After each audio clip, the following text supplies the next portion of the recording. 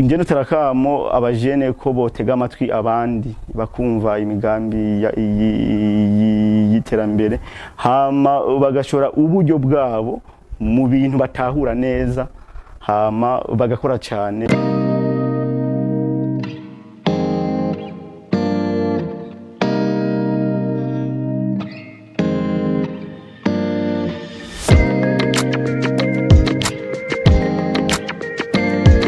Ikibazo cyari kihari nuko twabona ibifungurwa biva hanze y'igihugu abantu bikabagora kuvyinjiza, abana bagafungura nabi.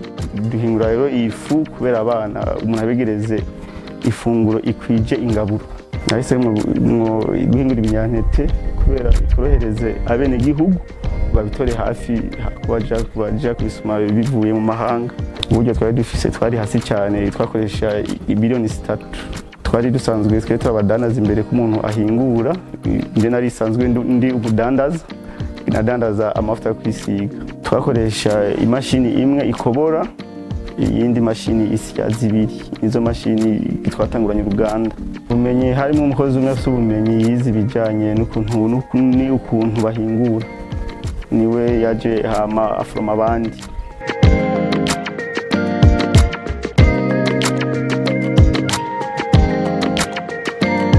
Ibintu dukoresha hambere kugira ngo turonke iyo fu ivanze, hariho ibigori, hariho amasaka, hariho ingano, hariho soja, hariho sesame, tukongeramo kandi n'isukari. Bimaze rero kuva muri stock aho bica bija muri triage kugira ngo bashobore gutria bakuremo cyane cyane biba biboze amabuye abarimwo kugira ngo bivemo. Tumaze rero guheza biriya abakwemo ubucafu amabuye yose bica biza rero muri bac à lavage kugira ngo bishobore kurongwa, kugira ngo turonga kugira harama microbe abarimwo tuyakuremo avemo, kugira ngo abarimo ubucafu bwinshi bitume hazoboneka ya qualité yacu dushira imbere, kubera ko qualité nishobora kuboneka mu gihe ibintu bisa nabi. Rero acha tubironga incuro indwi kugira ngo bize bisa neza. Duhejeje kubironga rero turafise imashini séchoir ikora akazi ko kumisha vya bintu vyavuye ngaho mu mazi, tukaza tubishira muri iyi mashini. Niho byinjirira, tukabishira muri iyo mashini ikabiduza hama turafise akaikra kaba kari ngaha turabira ko dogre biba vyumiyeko. Iyo tubonye dogre tuba dukeneye yageze ko imashini turayizima hama bigasohokera ngaha. Bimaze rero kuva muri irya mashini ivyumisha bica biza muri torrefaction aho bikarangirwa. Rero dukarangwa kubera iki? Tubikaranga kugira ngo ifu yacu igire gu imeze neza, kubera ko umwana akarorero nko ku mwana iyo ifu yakaranzwe biratuma bimworohera kugira ngo ayinwe neza atangorane n'imwe. Rero niyo mpamvu dukaranga kugira ngo ubuyi bwacu buze bufite iyo qualité imeze neza.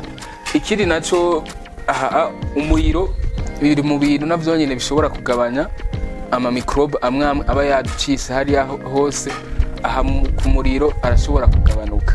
Imaze rero kuva aho babikarangira bica biza muri formulation kugira ngo tubashe kubicanga bivanye na formule dukoresha. Turabishira bikabanza bigahora kubera biba bivuye ku muriro. Bimaze guhora niho dushobora gukoresha formule yacu tugapanga. Tubonye formule yacu twahejeje kubipima cha tubishira muri machine ya mélangeur. Iyi machine rero ya mélangeur ikora kugira ngo ishobore kuvanga vya binyantete byose dukoresha, za ngano, isoja, ibigori, amasaka hamwe na sesame. Kugira ngo bibashe guhura ni mélangeur cha dukoresha igashobora kubihuza. Bimaze kuva rero muri irya mélangeur bica biza kuri mode yacu iyi machine dukoresha kugira ngo ashobore kuboneka ya produit fin. Rero niho bijya binyantete. Haba imashini yonyene ikabimanura ikabiduza maka bikaza gusohokera aha. Aha rero tuba twateze igunira kugira ngo bishobore kujamo iyo produit fini. Iyo mashini yamaze kuduha produit fini ifu iseye tutuzizana aha muri conditionnement. Aha rero muri conditionnement ibihakorerwa hariho gutegura emballage, gushirako garanti igihe ubuyi buzohera. Turafise akamashini dukoresha kugira ngo dushireko iyo garanti. Hama bahejeje rero baca batekera aho mu buyi mu izo emballage zacu. Bahejeje gutekera aha turafise akandi kamashini kadufasha mu kuzifunga neza izo emballage. Tumaze rero kuva ngaho muri conditionnement, aha ni stock ya produit fini. Rero muko mubibona aha ifu yacu akagapake kaba gatekeyemo ikiro kimwe. Ikindi naco izi emballage mubona aha sizo ngaha twikorera, nizo twempota muri Chine. Ikiro kimwe c'ifu y'ubuyi ibihumbi 4.5. Hama ikiro kimwe c'ifu y'ibigori ni ibihumbi 4. Ifu yacu igenewe abana guhera ku mezi 6 kuduga gushika ku muntu akuze. Ntigenewe abana gusa ngo canke abagore gusa, n'abantu b'abagabo barashobora kwihereza tangorane n'imwe. Abakiriya bacu hanini bageze n'abantu banini cyane, bageze n'abantu barangura, baza kuturangura nabo bakaca baja kuranguza abandi abagro system mu camake. Ku kwezi ngaha turahingura kufu y'ubuyi turahingura itoni 3. Hama kufu y'ibigori turahingura itoni 5. Hambavu yo guhingura ivyo binyantete, izo fu y'ubuyi, ifu y'ibigori, turakora n'ibiryo by'ibitungwa. Muri Tumaini aha icambere na mbere ngaha muri Tumaini ikintu twisunga cambere ni ikintu twita qualité. Rero kugira ngo ubashe gushika kuri iyo qualité ubanza kwisunga ku binyantete biza matière première. Urabanza kuraba eske iyo matière première ije yumye ku rugero rungana gute, kuko ngaha turafise appareil imidimètre ishobora gupima taux d'humidité ivyo bintu vyumye ko imbere yuko dushobora kubishikana muri stock yacu. Uruganda rwatanguye ikafisa rucumbagira ataburyo rufise bwinshi. Hama mu nyuma twarakoze itujya ku kivi turakora ntamba mitwara nazo ku masoko bivanye ni abantu bahingura bitari mu mategeko. Hageze ku isoko umva haraba kugwana ko bobo hariho amakori batariha, twe turi amakori twarihira abakozi bobo n'abakozi bumve yuko batabarihira, hama bigatuma ku isoko haba ngo ni kukwegana. Ni company bivanye naho twe tubona aho umuntu ageze, turahingura kabisa qualité nziza ikunzwe mu gihugu kandi yujuje ubuziranenge. Nicyo gituma twe kabisa turabona hani kindi turahingura ifu yacu ifungurwa hafi igihugu cyose. Twarahaye akazi ugwaruka, twatanze inyigisho mu gwaruka, turariha amakori mu gihugu, turaha imyavu, intete, abarimyi, amakoperative arima agashora iwacu. Mu camake akarusho ni keshi, hari vyinshi cyane tumaze gushikako. Uyu munsi dukoresha abakozi 25, 10 bamaho, 15 bisumamwe mu gihe bibaye ngombwa. Dufite ibikoresho byinshi cyane, amamashini arenga 10. Izo mashini harimo izisya, harimo izumisha, izo mashini harimo izitekera, harimo izikaranga, harimo izigosora n'izindi.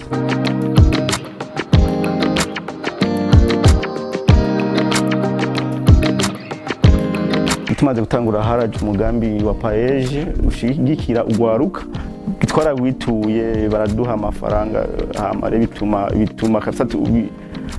bituma kabisa tubomboka, bituma tugera kwindi ngo ntambwe. Badufashije uburyo bw'amafaranga, badufashisha inyigisho z'ukuntu duhingura, z'ukuntu tuzofata amafaranga, ni igambi yindi twoshoramo iduha uburyo. Akarusho inyuma yaho tutanguye se kwana n'ikigo paeje, twarashoboye kuronka umwimbu ukwiye bituma dushora kure, kuko inyuma yaho twarashoboye gushora mu zindi ntara, turonka kasi umwimbu ukwiye, akarusho koko ni keshi.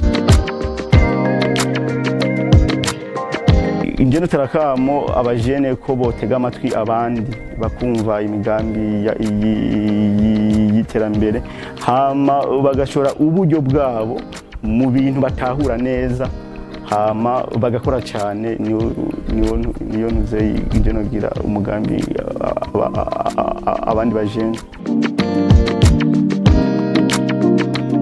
Uganda Tumaini Company bivanye kabisa nimbona kazoza igihugu se cyafashe vision 2020-40, natwe mve yuko umuntu kabisa atasigaye inyuma, itwimviriye kwihinguriro itwanatwe kw'ico gihe yuko rizoba rigeze ku rugero rushimishije. Twaguze ikibanza gipima ni 57 ari ubona hari izi kabisa nyubakwa isengero